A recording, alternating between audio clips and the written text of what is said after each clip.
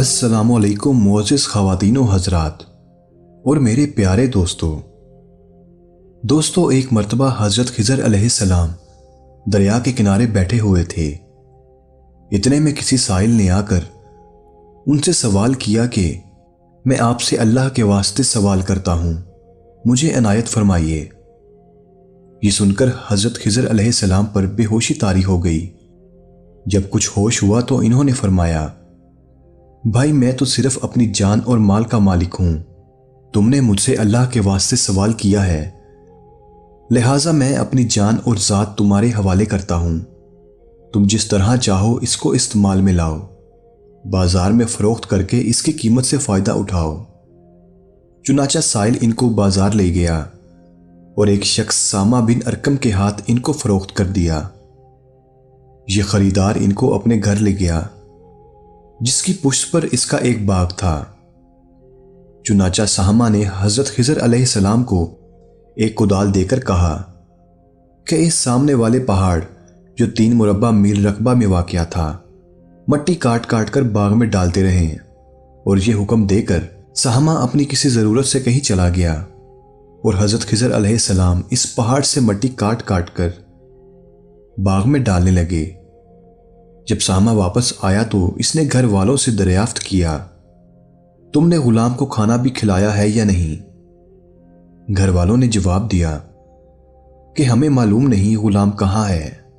یہ سن کر جب سامہ خود کھانا لے کر باغ میں آیا تو اس نے دیکھا کہ وہ غلام یعنی حضرت خضر علیہ السلام تمام پہاڑ کی مٹی کاٹ کر ڈال چکے تھے اور اپنے کام سے فارغ ہو کر اپنے مولائے حقیقی کی عبادت میں مصروف تھے۔ یہ دیکھ کر سامہ کو بڑا تعجب ہوا اور اس نے دریافت کیا، یہ تو بتائیے کہ آپ کون ہیں؟ یہ بات سن کر حضرت خضر علیہ السلام پر کچھ بے ہوشی سی طاری ہو گئی اور پھر افاقہ ہونے پر انہوں نے فرمایا کہ بھائی میں خضر ہوں، جس کو سن کر سامہ کے ہوش اڑ گئے کہ تو نے یہ کیا کیا؟ ان کو غلام بنا کر ایسے کام پر لگایا، یہ تو انتہائی گستاخی ہوئی۔ اور پھر ہوش آنے پر سامہ نے توبہ کی اور حضرت خضر علیہ السلام کو آزاد کر دیا۔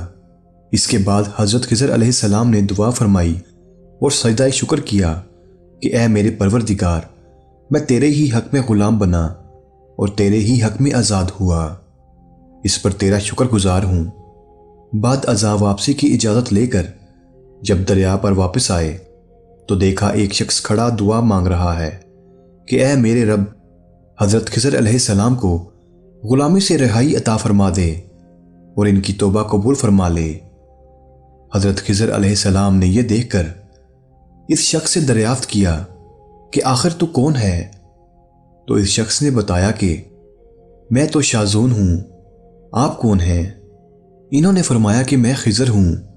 اس کے بعد شازون نے کہا، اے خضر، تم نے اپنے لیے رہنے کا مکان بنا کر دنیا طلب کی ہے، کیونکہ حضرت خضر علیہ السلام کا دریا کے کنارے پر ایک عبادت خانہ تھا۔ بس یہ سن کر وہ فوراً میدان میں نکل آئے اور وہیں اللہ کی عبادت میں مصروف ہو گئے۔ اس کے بعد حضرت خضر علیہ السلام نے اسی جگہ ایک درخت لگایا اور اس کے سایہ میں عبادت شروع کی تو آواز آئی، اے خضر، جب تم نے درخت کے سائے میں سجدہ کیا تو تم نے دنیا کو آخرت پر ترجیح دے دی۔ مجھے اپنی عزت اور جلال کی قسم ہے، مجھے دنیا کی محبت میں رضامندی نہیں ہے۔ اس کے بعد حضرت خضر علیہ السلام نے شازون فرشتہ سے کہا کہ اے شازون، دعا کرو کہ اللہ تعالیٰ میری توبہ قبول فرمائے۔ چنانچہ شازون نے دعا کی اور اللہ تعالیٰ نے شازون کی برکت سے حضرت خضر علیہ السلام کی توبہ قبول فرمائی۔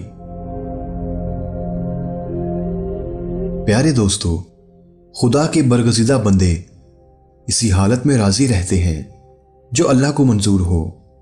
بے شک ہماری فلاح بھی اسی میں ہے کہ زندگی کے ہر موڑ پہ آنے والے ہر پیچ و غم میں ہم راضی برضا رہیں، اللہ تعالیٰ کی چاہت کو سامنے رکھ کر زندگی گزاریں۔ دعا ہے کہ اللہ تعالیٰ ہمیں اس واقعے سے سبق حاصل کر کے نیک بننے کی توفیق عطا فرمائے، آمین یا رب العالمین۔ میں امید کرتا ہوں کہ ویڈیو آپ دوستوں کو پسند آئی ہوگی۔